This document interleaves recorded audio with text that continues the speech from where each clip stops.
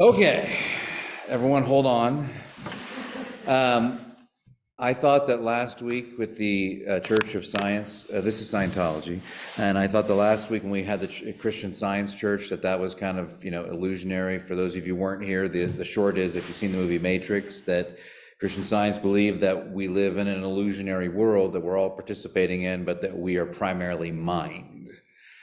And that when we ultimately leave this life, we're absorbed in that mind. So like the Matrix, this is not real pain, this is not real suffering. That's something that you can find liberation from if you can discover that reality and that truth. Scientology dabbles with that same concept. I think that probably in terms, really, there's 40,000 of them worldwide, which I think is a really interesting, it's a very, very small stat. So as much as it is an American religion, which is probably why we're studying it more, but I do think it actually has an international and global reputation, mostly around the idea of fraud.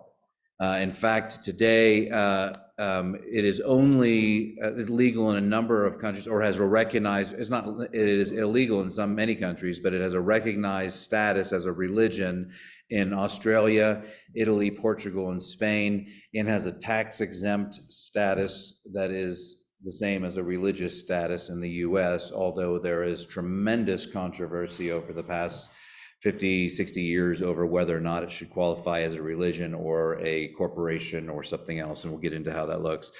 France, at some point, I don't remember the date, 2009, court deemed it the whole religion, or the whole expression of it, as a fraud, and calls it a dangerous cult, and discourages those and their citizens to avoid it. Germany calls it an anti-constitutional sect. And there are other Western nations that view it as being dangerous and problematic and a cult. And interestingly enough, different from Christian Science, or different from Mormonism and Jehovah's Witness, which are deviations from Christianity. And then you have Christian Science, who still operates within the narrative of Christianity. Scientology does not whatsoever. So everything within the Western notion of Christianity should be put aside. In fact, they view Jesus as Jesus is the perception of Jesus is inconsistent at best and unfavorable pretty much all the time. They originally viewed him in early writings as a teacher, just a human teacher that taught a moral example of how to live. But eventually they referred to him, or the authorities referred to him as being fictitious, denying his existence in his place altogether. And again, that's inconsistent. Like we've studied with all of these religions, there's going to be some variation, but I will say there's less variation, as there have been with Mormonism and these cults, because of the control methods. And as Ron Burke said, anywhere you have a control method that's hard to get out, that there's a challenge to those are signs that you're involved in a cult, and this is very much so has that. They, as I said, 40,000 worldwide. Some of the most known, are probably the most known beyond Ron Hubbard, is Tom Cruise, the most famous Scientologist. And I will say, there is an episode on Scientology in South Park. It doesn't cover it in the same. We watched the Mormon one. It doesn't cover the same level. It doesn't cover the same level of it. But if you think this is interesting, if you actually go to the South Park website, it's free. And you have to watch some commercials or something, and you can watch the episode. But if you just if you Google Scientology South Park, you'll find that episode. And actually, I'll get to this later, but the other thing that there are many documents that are associated with Scientology that were meant to be secret and hidden and confidential, that are on WikiLeaks. And I just realized now, as I was thinking about it, that I actually printed some of them off, and I felt a little weird too. I was like looking at WikiLeaks and reading these Scientology documents, and I'm like, can they see me? I'm like covering up the cameras. Like all of a sudden I had this like super paranoia come over me, like something, like I feel like they're tracking me now that they know that I've researched their But no, but their documents are available, and they're very interesting. So I have them printed out. Maybe I'll go get them at the after during the meal, and you can look them over. But I'll talk about where they come into play. They have been described as sort of generally, and the big question is, ultimately, is it a religion? And that's one of the questions that I would probably pose to you about it at the end. Do you feel like it's a religion? Does it qualify as a religion? I will say from the onset that I do think it has a spiritual component to it, but that largely it is a psychology or a philosophy. But we also say Hinduism is a philosophy, but it dabbles into what we would call religious practices, because it's a cosmology that understands what is in the phenomenal world, as does this, which is kind of what dabbles into the idea that because it is a cosmology of the supernatural world, it falls into the category somewhat of a religion. But that is the big debate about Scientology across the board. It's been described as a religion. It's been largely agreed upon as being a cult. And that's because of the manipulative methods, the difficulty it is to get out, the implications that if you do get out, what's going to actually happen and how that affects you. It's been described as a movement, and I think that was an earlier on. I thought you were like raising your hand over there. A movement, and it still functions in that way. But really, what is universally agreed upon, even though the cult thing is sometimes they wouldn't call themselves a cult, but it's a business or a corporation. And honestly, and again, I've been through this whole process, I've tried to look at these things with a very unbiased view. It does very much feel, in some extent, like a manipulative corporation. It's like a Ponzi. Not a Ponzi scheme. It's kind of like you're drawing people in, and it's sort of like capitalizing on the whole therapeutic generation that came about from the last century that says you could think your way out of things. And actually, if you look back to the era that this was developing, it's not surprising that when it developed, why it developed, but what is baffling to me is why it has continued. So other than I do have a theory, and we'll get to that at the end, but if I forget to say that, remind me. It is truly an American religion because it's established here, and this is the case with Mormonism, Jehovah's Witness, Christian Science. These are American-based religions. But some call it a set, not a religion, but a set of beliefs and practices, a set of beliefs and understanding about the universe, and a set of practices that allow you to control that universe and allow yourself to find liberation and freedom. So just like a lot of Buddhist or Hindu or Eastern religions, that aim of freedom or liberation of self is undergirding what Scientology is about. Some describe it as the French did, as a dangerous cult, as manipulative, as a profiteering business, a multifaceted transnational corporation that continually today still faces litigation in many countries for its validity and for accusations of fraud, for espionage. I mean, for breaking in and stealing documents. We'll get into that later. Also, the litany of crimes that have been committed by Scientology.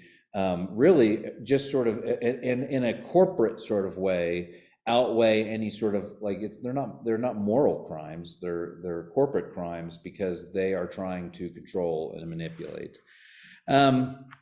Self-described, it's a blend of Buddhism, Hinduism, which just draws together obviously that Eastern sense. They do, and we'll talk about a little bit the concept of reincarnation. They do believe that you're reincarnated, and they have a different take on that. But also in Thelema, which is an occultic supernatural society and a spiritual philosophy. And I didn't really know much about it before, but it was developed in the 1900s. And it's really around the idea of the term esoteric, which means hidden. A supernatural knowledge of that which is beyond the symbols of our universe. So when you talk about the occult, it's talking about interpreting the spirit world or having connections to the spirit world. Where did I write that down? What the actual occult literally means knowledge of the paranormal. So we talk about some things in the occult. Well, that's a large category that dips into those who dabble into the spirit world, those into the supernatural world, and have some connections in that. So Scientology does, because it believes that we have some connection to spiritual world. Now, what I'll do is pause for a second and say many facets of Christianity do as well, and I would not call them part of the occult, but we do believe in a paranormal world or a phenomenal world or that spirit world that is outside of us.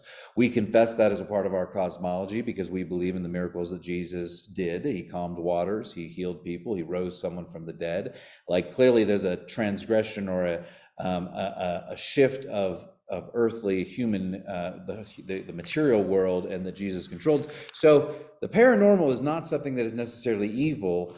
Our dabbling with the paranormal world is where we get into trouble.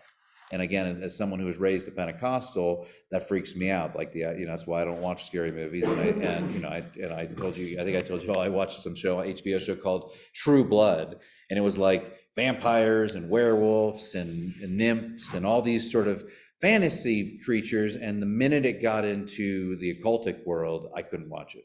It was like, you're dabbling with something that I think is a little too close to real. But that's definitely a part of it.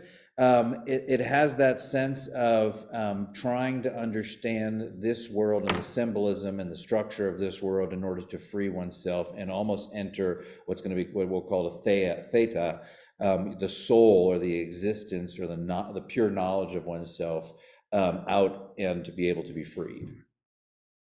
It also combines, given the fact that it was established in the 1950s, it's not going to surprise you, scientific ideas, science fiction. Hubbard, the founder, was known to write over 600 volumes of pulp science fiction, and I don't know if any of you are familiar with the pulp fiction. We talk about that, but I didn't. I was like, what does that actually mean, pulp fiction? Pulp means squishy, like, like real pulp, how it's the pulp of a citrus is squishy. If you know this, I apologize, but I didn't know this. That's how we get the term, because it's meant to be mass-produced, squishy, soft fiction. It's throwaway fiction. It's not really what you're there for. So the idea of pulp, as in citrus pulp, actually informs the idea of something that is thrown away or something that is light. And so what he was writing was crappy science fiction. It's like grocery store novels with Fabio on the front with long hair. Yeah, Jim. What's his most famous book? His most famous book is called Dianetics. Oh yeah, you're all like, oh yeah, I have a copy of that on my shelf. Have many of you, has anyone read it? So really interesting. I mean, we won't go down that path too deeply, but that's what forms the undergirds the basis. That was one of his earliest sort of scientific discoveries there. And he doesn't see we'll get to him in a second, the history of it. L. Ron Hubbard does not see himself as a prophet, or that he has this divine revelation of some supernatural divine being telling him anything. He sees what he discovered as being sort of his own genius of science and experiments and discovery, and because he found this way, he is now sharing it. But the fact that he was so entrenched into science fiction should be an indicator that he had a creative mind, and that he had a persuasive personality. Because if you write 600, I mean, he in fact. I don't know where the stat was from, so maybe someone surpassed this. But at one point, he was the most published author in the world. Yeah. So. What years? Between 19. I mean, I don't know if he started publishing before that, but Dianetics was 1950. So my guess is he probably published stuff. And this you got to remember the time. Psychological research. Discovery, developmental theories, these were coming out left and right. This is how the boomer, and I've talked about this is how the boomer generation defines themselves, a therapeutic generation, because psychology, the study of mind, of individualism, of personhood, is what defines that era. So what he was doing is taking that emphasis on the personhood and the psychology, and he built almost a philosophy of religion out of it. He taps heavily into psychology and self-help, and as you'll discover, he gets a little into electronic impulse or electronic shocking as well. These cones or these canisters that they hold as a part of this process of the religion, or they actually are. So think back, for those of you who watch Lost, remember Lost? Very Dharma-ish, Lost, sort of from that era, kind of right? None of our technology looks like that now, but that sort of chunky Darth Vader style technology with big.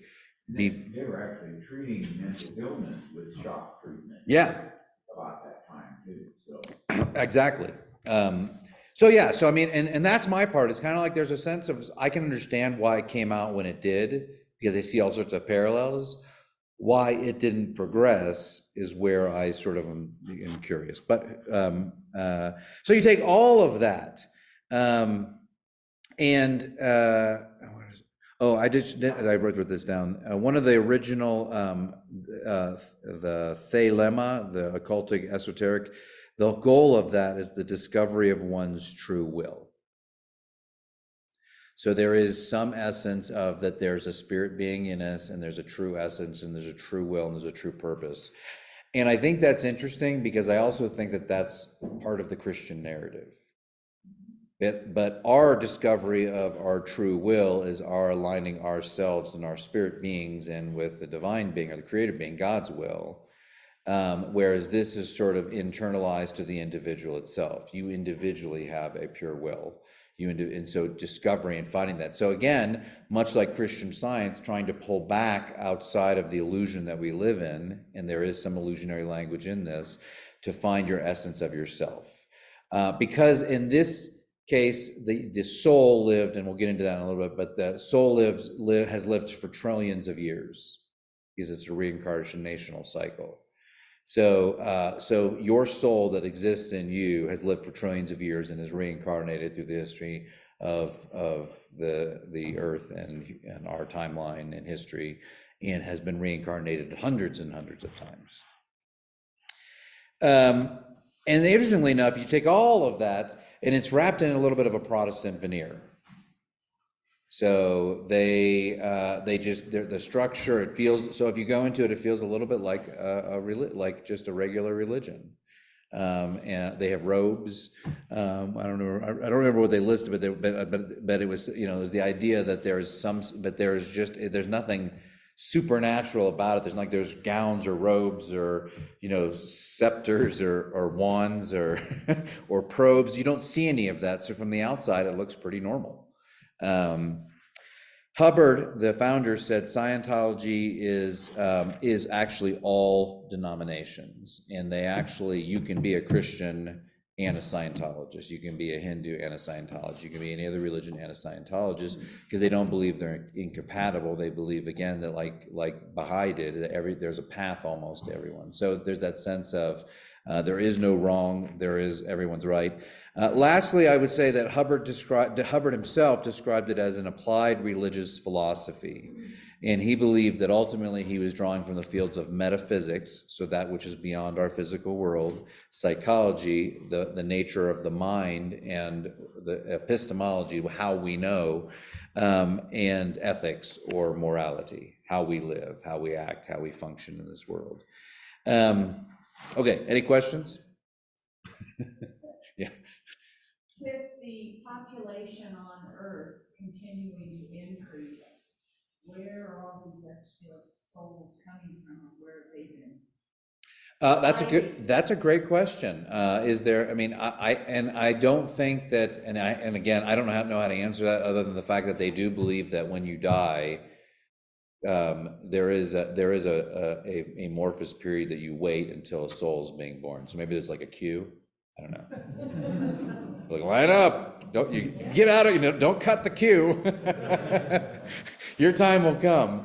I don't know if there's and I didn't get that deep into it, if there's an infinite number. That's a great question. I mean, if there's an infinite number, but I do believe there's sort of a waiting holding zone. Yeah, Denny. I wanted to share something.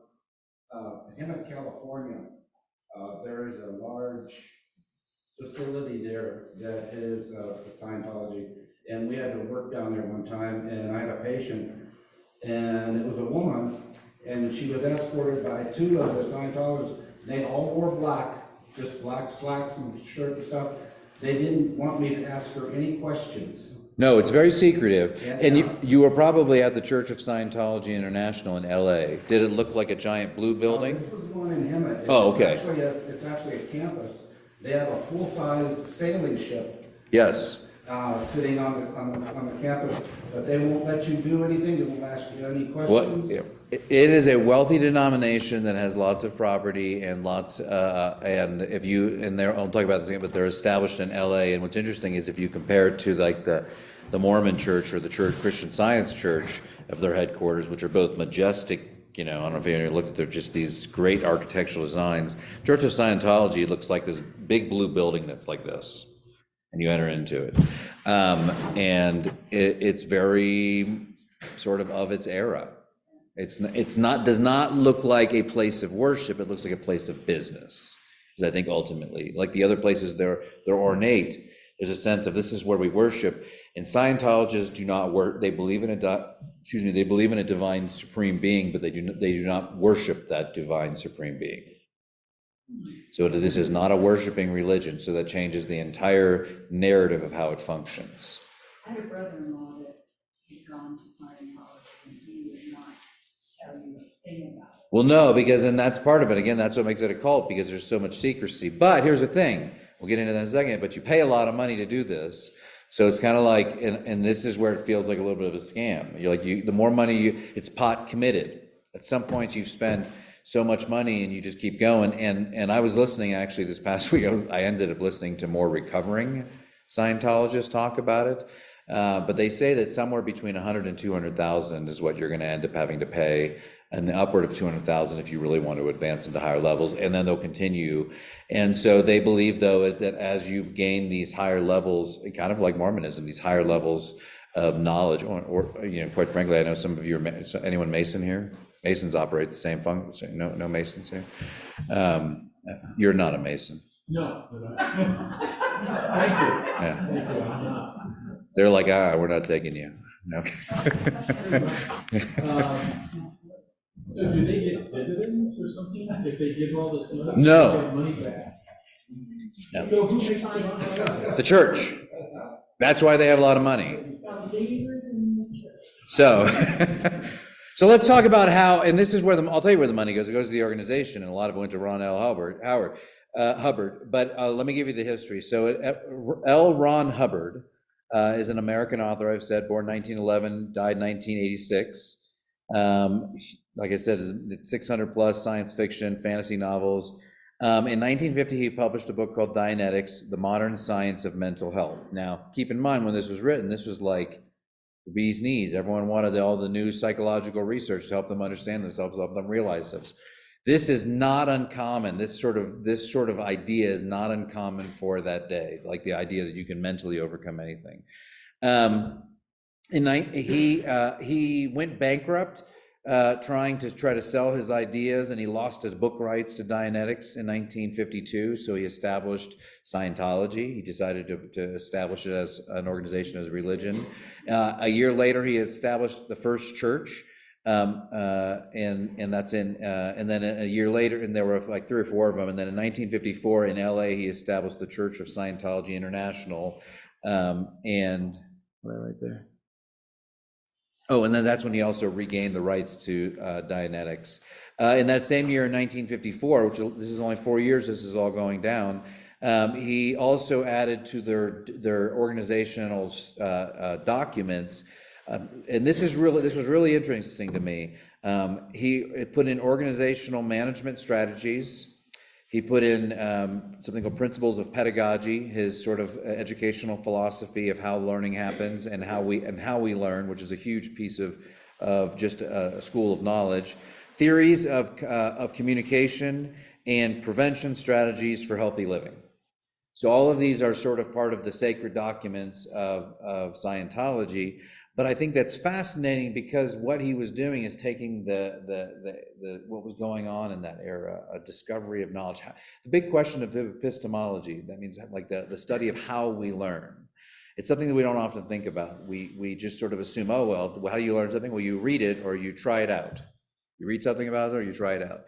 But if you look at the whole human life cycle from when you're a child, how you learn from modeling, you learn from experimentation, you learn from practices and repetition, you learn from recall. So there's lots of ways that your mind forms these different layers. And I'm telling you all this because it's important to understand this, because ultimately Scientology is about uncovering the deepest, hidden, darkest layers of your life and reorienting them, almost in a hypnotic way, but not in a hypnotic way because it's done through conscious recall rather than subconscious unearthing of things. but the fact that he grabbed hold of those and guided this whole organization through that is, I think, part of the reason that exists today. That was his business plan. He put it all in place together at the bottom, and then they had that to go with. In 1960s, so about 6 years after, they started to face public controversy. They were accused of being a cult.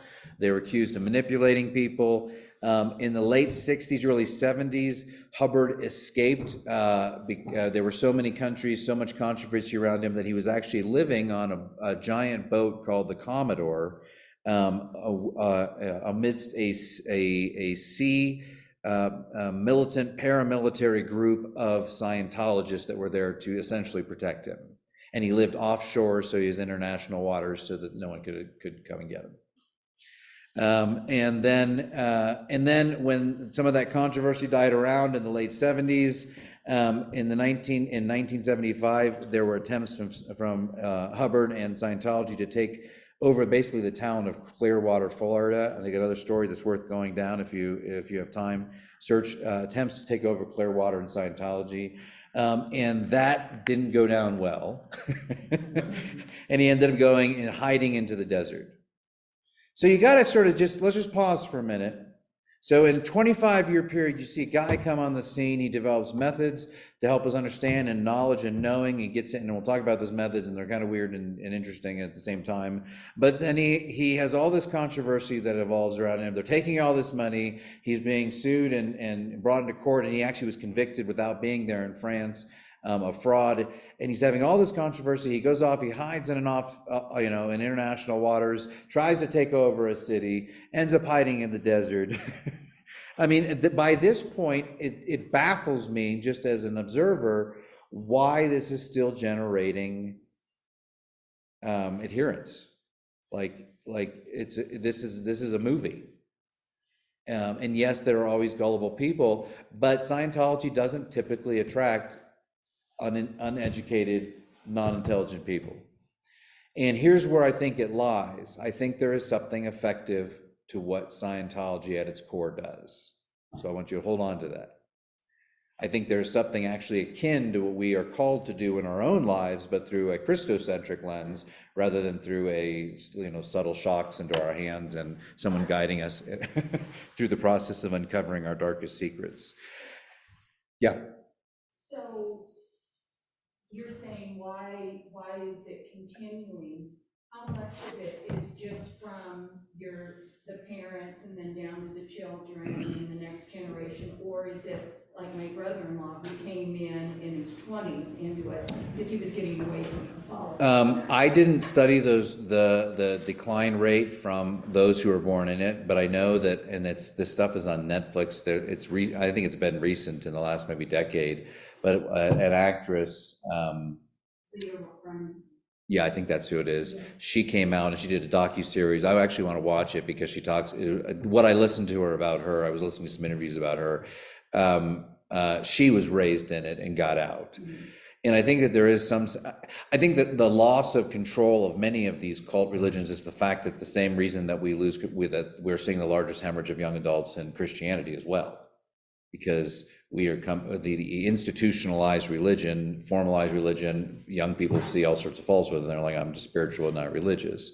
So I think that's there too. I think that the converts in it are curious, and as I talk about some of their methods and what they do to overcome, I think that there's some things that they actually are doing. And even ex-Scientologists will say that they look back on what happened to them in the sessions, the auditing is what it's called, actually was as helpful for their own psychoses and their own issues and overcoming things in their own lives.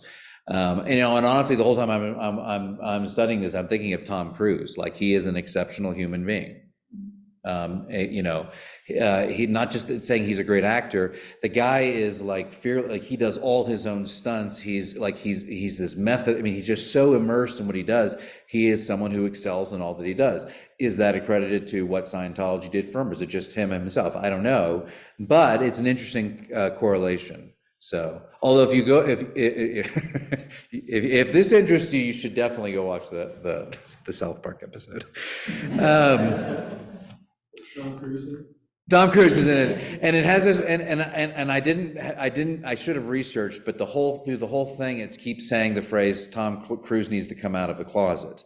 And I don't know if it's referring to they think that Tom Cruise is gay, or if they think that he is like come out of the closet of the hiddenness of Scientology, and you know, I don't know, They say but. that about John Travolta. Well, yeah, and John Travolta is the next famous one, and I think that other actors. And honestly, the only reason this actor came out and is sharing all this, as she said in one of the interviews, is because she has such a public platform that now that she has done this, if anything nefarious or suspicious happens to her, the Church of Scientology would be the first suspect.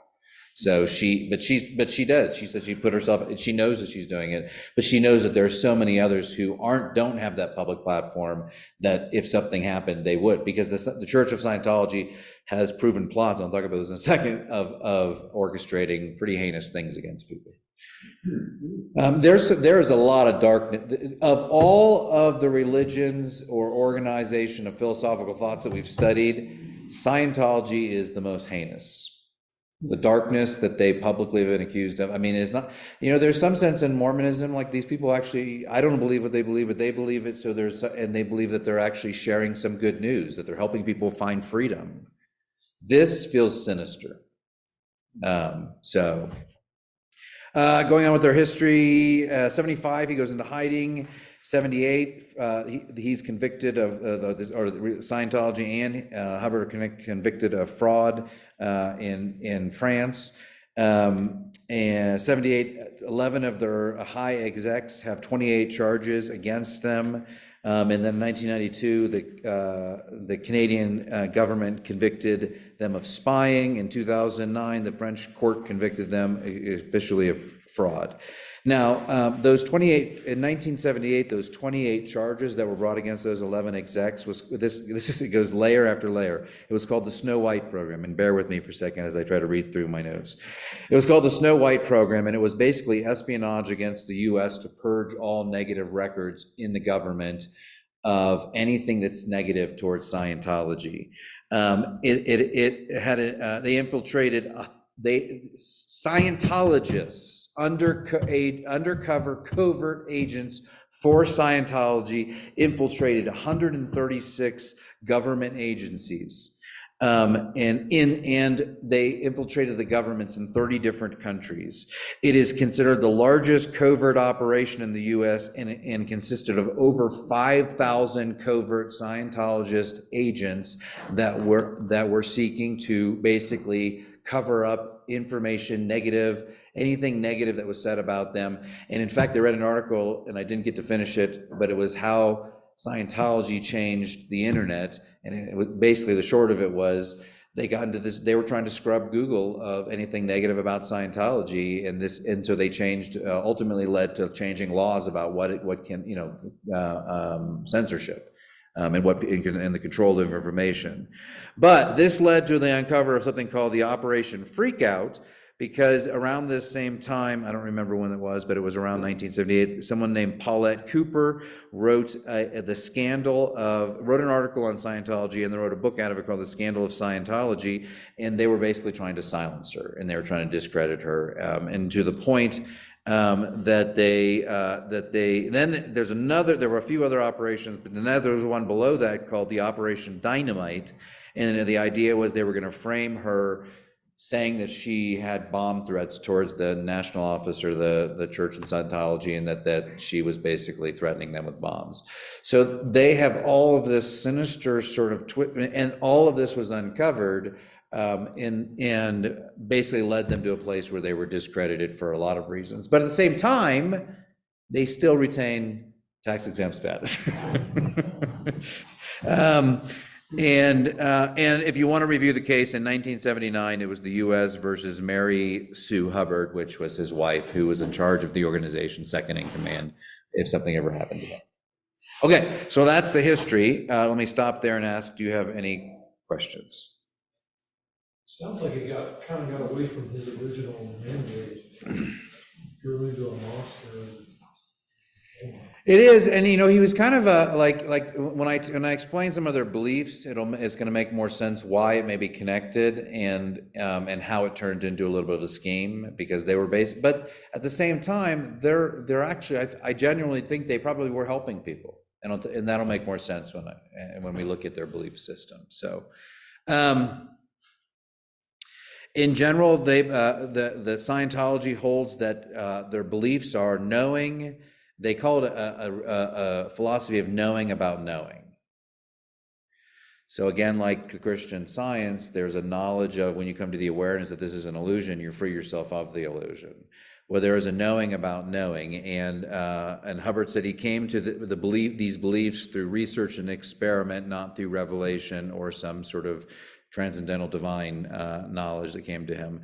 He understands it as a science of knowledge that is realized through a set of ideas that he expresses in these Dianetics writing that undergird a therapeutic method to rid ourselves of what is called, where are they? I forget, I'm dropping it.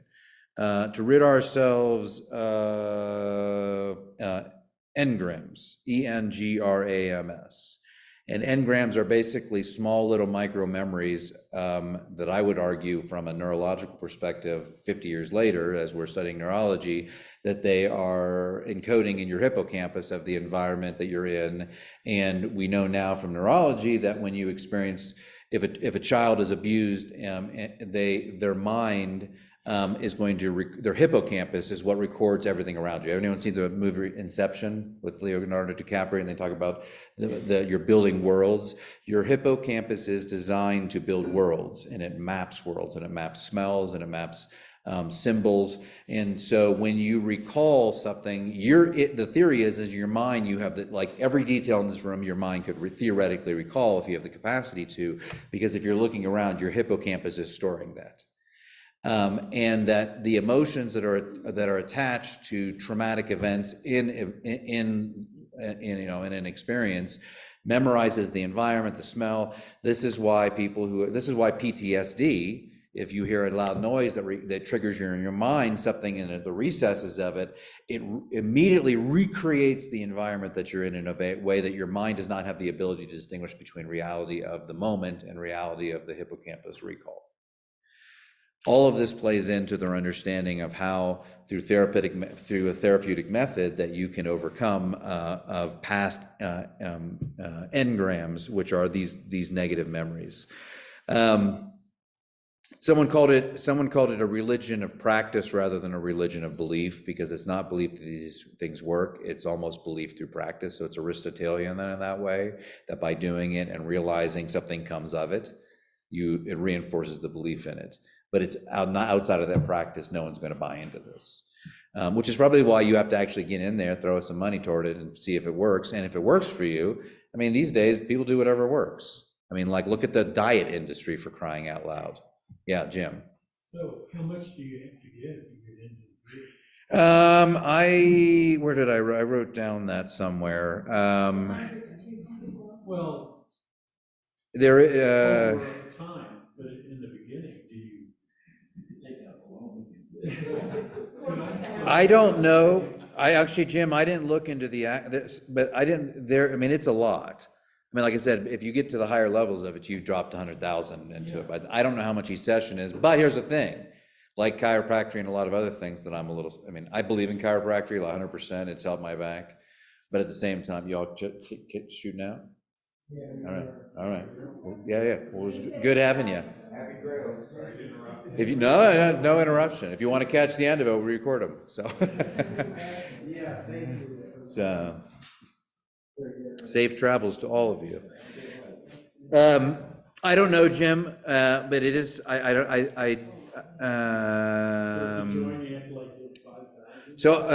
we'll get to that. No, that says at some point it says participation in operating thetan levels is 100,000+. But I'll explain what that means. Not everyone gets to that point. Some people get into a little bit, have the therapy, and then they're good. But they're not, but like many secretive things, and I would say the Masons are included in that, the higher levels you go, the more is revealed. Like Mormons, the higher level you go. Whereas in Christianity and other religions, the higher you go, the more nothing is revealed. There are no secrets, they've told me, as I've gone deeper in this. So they believe the world exists on two platforms. And this is a central core piece of their belief. They believe the universe we live in now, they call MEST, M-E-S-T, and that means it's the MEST universe, and it's matter, energy, space, and time. So this relates to how we understand, and that means matter, meaning the material world that we live in. Material. Energy, that means that there is some energy. It means that the idea that there is magnetic attraction, the idea that there is light, and photosynthesis, there are these natural laws that produce some energy in the world. I mean, we can feel the sun's rays, despite the fact that the sun is how many millions of miles away. Yeah, we can feel that in the afternoon. That is energy. Space, that we are living in a material space that is both defined by the presence of material and the absence of material. This is absence of material. I can't grab anything here. I can grab this. This is the material world. In time, that there is a chronology. And this is where they differ. They don't really define. They do have an origin story. I'll talk about that in a second, but there is no end. It's just cyclical. It just sort of spirals and spirals. Oh, I did not realize that, but that's interesting, because also, there you go. So that's the MEST universe. But then, and this is where it gets into, there's also the Theta universe, the T-H-E, the T-A. And that is where life and spirituality and thought exist. And in the same way that we talked about last week in the Christian Science world, let me get this right, the MEST universe this is where it gets interesting, is fabricated through the agreement of all of the thetans, meaning the souls or the spirits or the essence of people, and that means that the material existence that we are experiencing is illusionary, but it is given a actual reality through the collective actions of the thetos, which are the collection of all of our souls on some ephemeral level.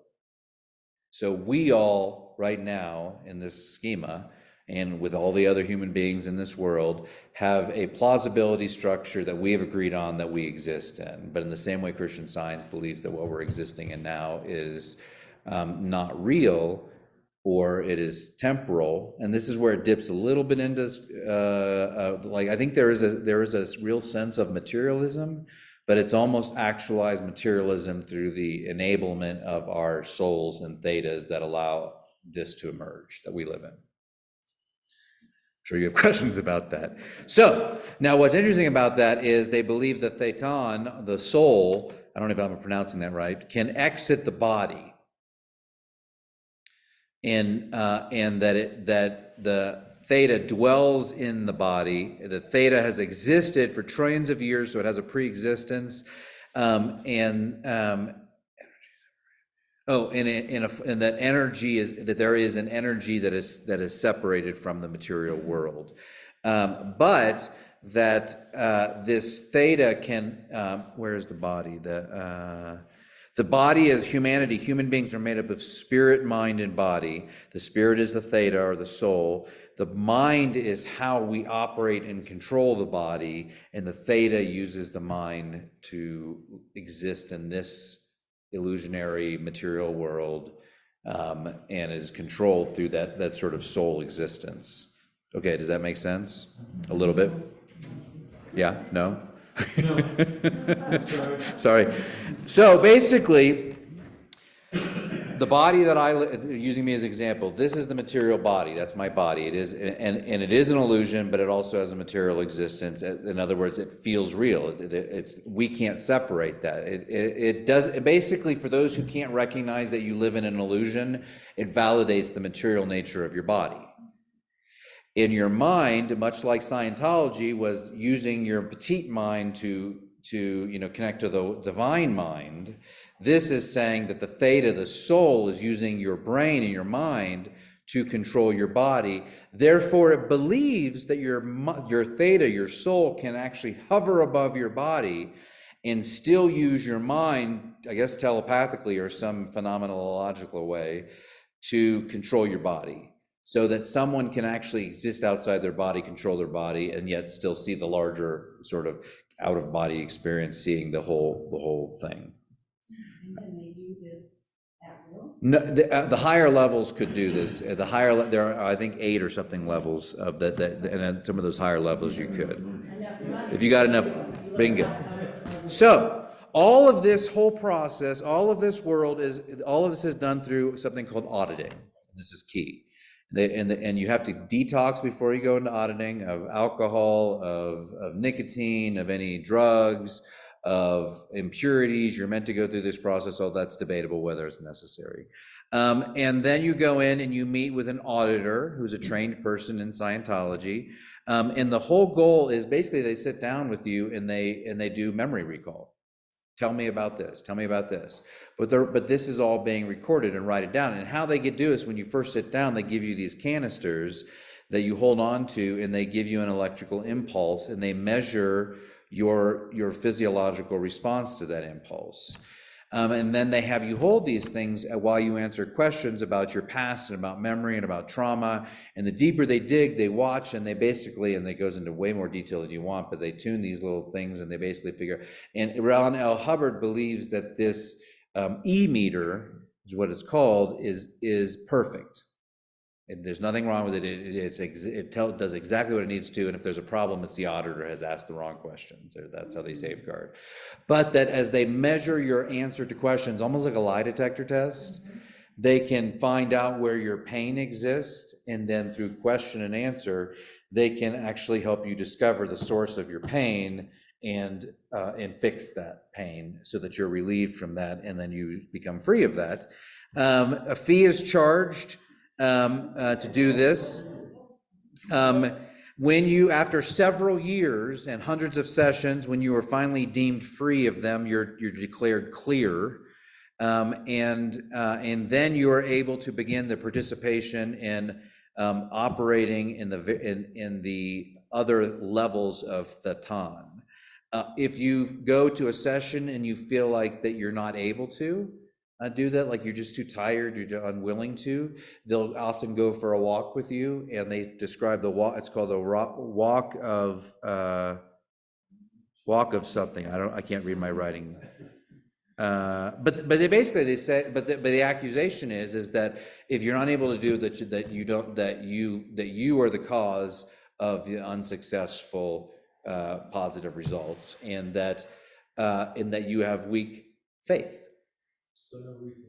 But yes, no refund. But what's interesting about that isn't that the way that some American Western religions treat Christianity? Your prayers didn't work to heal that person because you didn't have enough faith, because you got something in your life that's blocking that energy flow. So just keep in mind, there are little things like that you want to note. And if you're clear, if you're declared clear, you can operate in these levels of Thatan, and they declare you as being aware.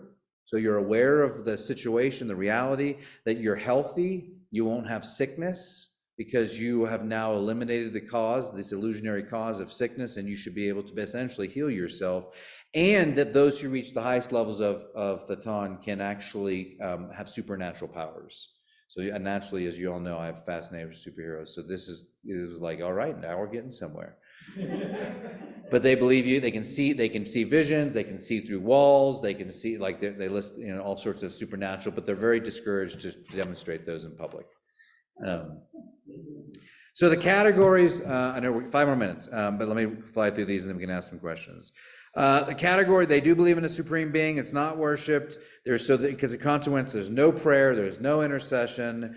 That's not their type of practice. Their practices really boil down to auditing.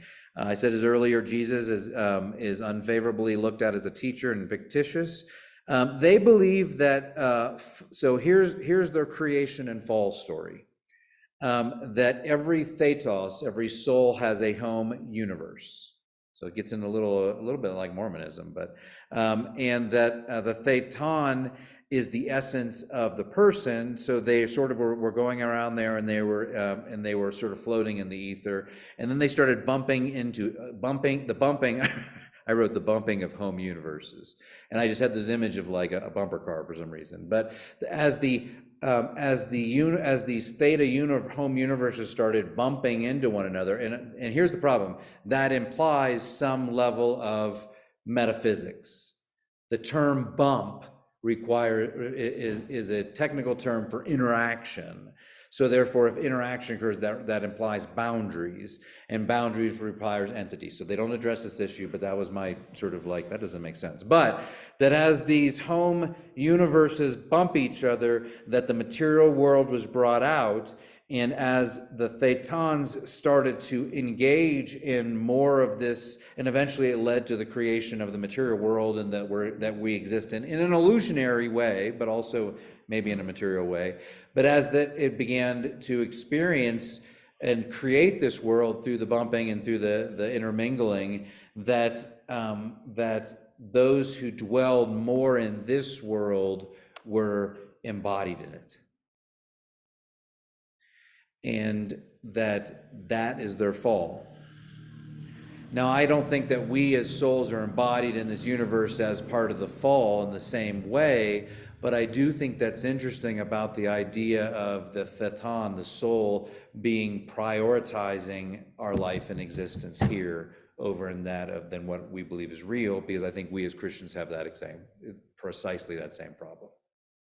I actually think if every Christian in the world truly believed that this was a temporal space and that we were resident aliens, and that it's kind of like if you were put into a little play world and you're like, for the next 30 days, you're going to exist in this world, it would be a game almost, and you would quickly determine what's meaningful, what's not, what's going to last, what's not.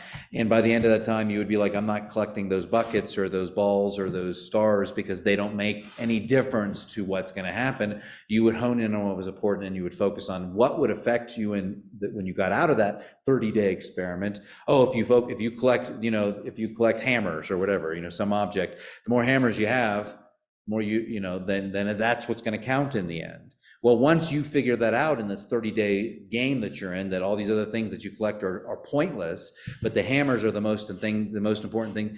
Once you figure that out, you're going to collect hammers because you know that everything else doesn't matter in the end.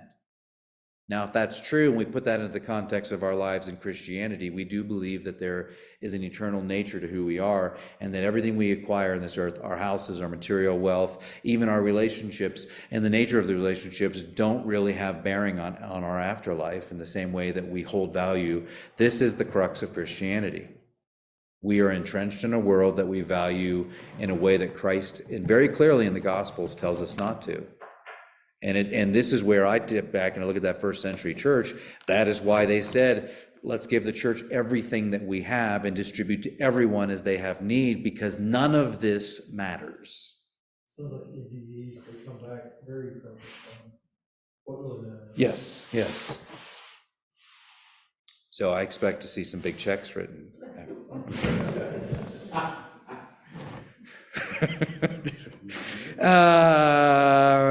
Okay, so that was creation. That's fall. Humanity is our incarnation into this world. Again, our spirits, in some sense of unison, are using our minds to control our bodies to exist in this world.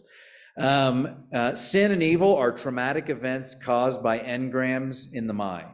So we have an experience, we form a negative emotion towards it, that's called an engram, and that ultimately is what produces evil in the world and continues to propagate it. And our job is to uncover those engrams, reverse them, and then come out of that. For them, there is something called the bridge to total freedom, and it goes through 3 phases: classification, meaning to understand the world that we live in; gradation, meaning to advance in that; and then there's an awareness chart that allows you to judge how much you are aware of the different levels and the understandings. And there is no notion of afterlife, heaven or hell, because you're reincarnated, and never in an animal form, always in a human form, never in a rock or a material or a sword, always in a human form, because the human body is that a projection of the theta. The categories that we've been going through, sorry, it's 6:01, I was hoping to be done by then, but they call their teaching method or their knowledge technology, or they call it tech. So if you hear a Scientologist talk about tech, it's just knowledge of. And they believe that they're called to study tech, and they believe that if you encounter in the readings that they have words that you don't understand, that you should word clear, you should go research that word, make sure you understand what it is, and then go back, so that there's a sense of deeper understanding of the text you're reading. They have no notion of sacrifice other than the fact that we are all sacrificing hard, cold cash for their methods. They do have some sacramental things, but most of it is done through their sacrament. I guess the practice would be auditing is the main practice of it. But they also have naming ceremonies. They do have marriage. They have some ceremonies that are connected to Scientology, but they're really nothing special. They're just sort of, they bring in, it's the fact that you're a part of this belief system. They believe space and time are illusions, but also have some sense of realized material reality, although that it still is an illusion, and I really can't reconcile that for you. Their word, everything, their sacred word is everything that Hubbard wrote, they believe is perfect and inerrant. And again, that inerrancy is for lots of things came about, like that's something that in the 50s was still a main tenet of evangelicalism. If Christianity at large, the movement of Christianity is growing and gaining, it says our word is perfect, well, so is ours. And that's what they're doing. I think the idea we have to claim some level of authority. His book that he wrote a 612-page operating manual that is called the Operating Thetan Texts, and it is both instruction of how to reach that point, to reach the highest levels for that the bridge to total freedom, and the 8 different levels that you operate through. And again, you can read these texts on WikiLeaks. So if you type in WikiLeaks and Thetan, you'll find all sorts of documents that were written by that are supposed to be secret private documents. They do not generally celebrate festivals, although they do have, there was 2, and I didn't write them down for some reason. They should be right there, but they're not. And I don't remember what they are, but there are 2 that I noted. And then the last thing is, at the question of myths. Do they have myths? Yeah, absolutely. And that's what I got for Scientology. So. Who's the current leader? I do not know. Hubbard died in '86, so.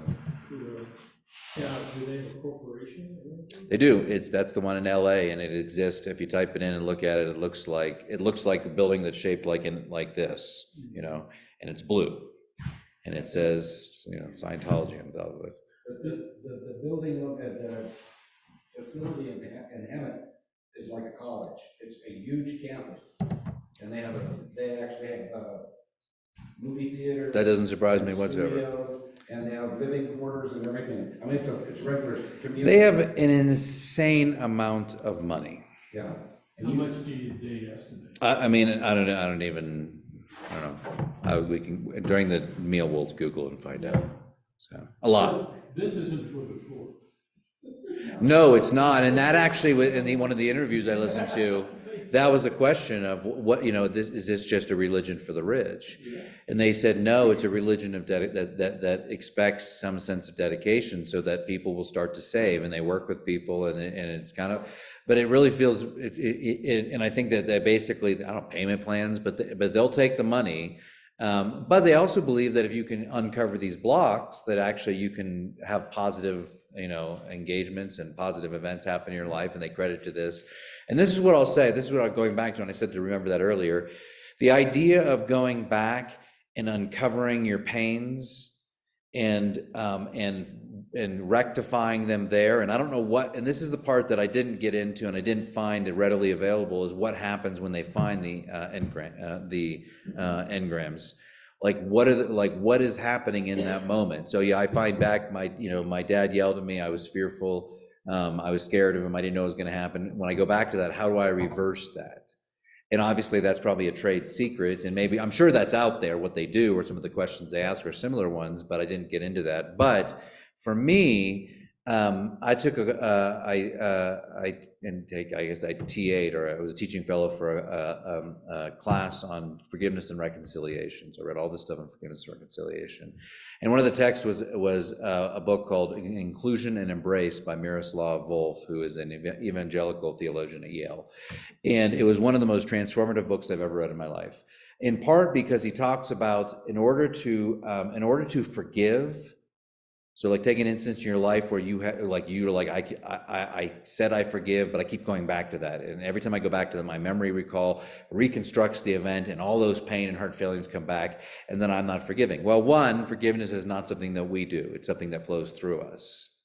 So we don't ever have to say, why does Jesus say, as the verse was on Sunday, forgive 70 times 7? Because it's constantly flowing through us.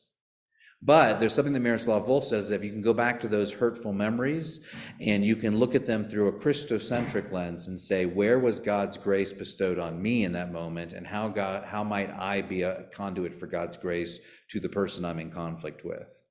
Now, I can tell you this, because of that research around that idea of forgiveness and reconciliation, is how several years after being fired violently and horrifically and sending me into the worst spiral I've ever been in my life, to the point where I wanted to leave my family because I was so distraught of what was going on in my life, to a place where I hated, and I had horrible malice thoughts about the pastors who fired me.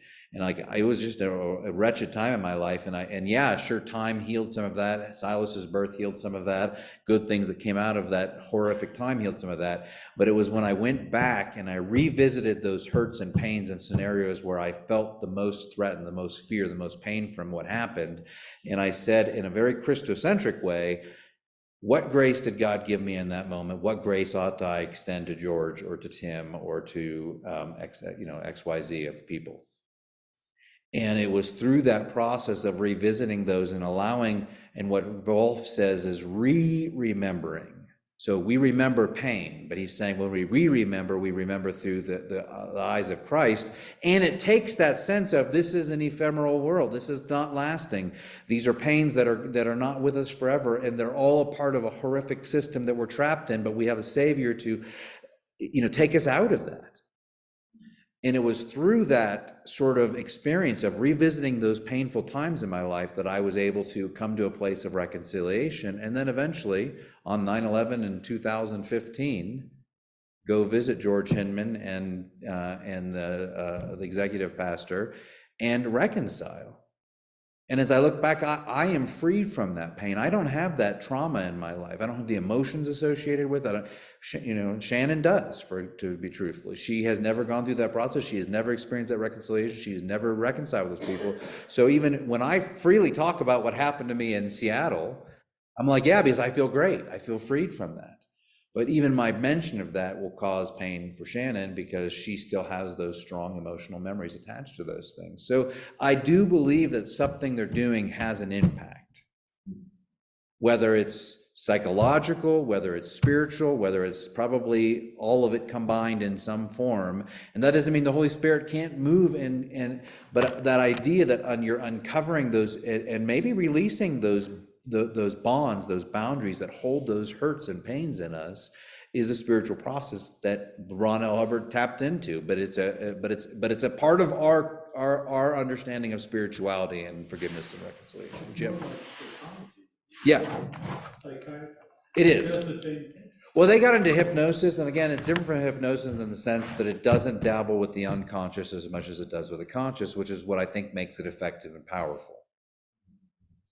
So, final questions. I can see a fraternity aspect to the whole thing. Oh, yeah. Especially when you're talking about people that don't have the money to pay these fees, but they get in there and they're adopted by some corporate guy, Yeah. gives them a job, make sure they have enough money to pay their fees. Yeah. I can see a huge fraternity. And Tom Cruise. Maybe you get to meet him. Ben. Well, when I came back from Vietnam, I had been through a lot of guilt and shame for what I observed, what I didn't stop, what I did myself, so on and so forth.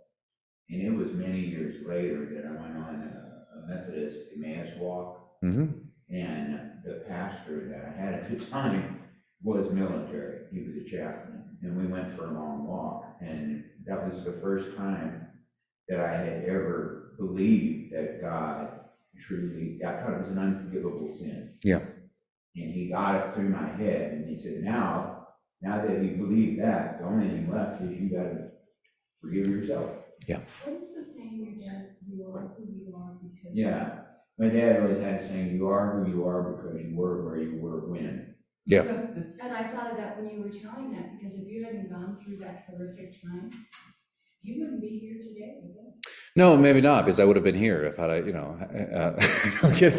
No, you're right. Maybe not. Maybe I've said that. Maybe we would still be there. We were planning on staying for a long time. But not only that, I mean, you look at the way God's intended one thing for evil, one for the good. The amount of leadership that I was able to actually offer folks in the national offices during a time of transition there that dealt with a lot of reconciliation points was unprecedented. And was noted by many, like just the fact, I came in, so there's, you play it out in all sorts of ways, so, yeah. Sometimes it's horrible, but it was meant to be. Yeah, absolutely. Jim, John, thanks, Jim. Jim did. Henry. Guy in the Colorado shirt in the back? Yeah, thanks. Don't they control your life more though? I've heard that they set up marriages. They do. Yeah. Yes, and there's a lot of, and they want you to marry internally, but there's a lot of control. And here's the other thing I didn't say, when I listened to a lot of the interviews and that the movie star that talked about it, that those who get into the higher levels, you're getting deeper, and when you're getting deeper and deeper into those sessions, you're getting into some dark stuff that people do in their lives. And they basically have a mapping of your entire moral history. And there's a lot of control in that, and that's the cult side of it, so. The thing that, I actually went to a wedding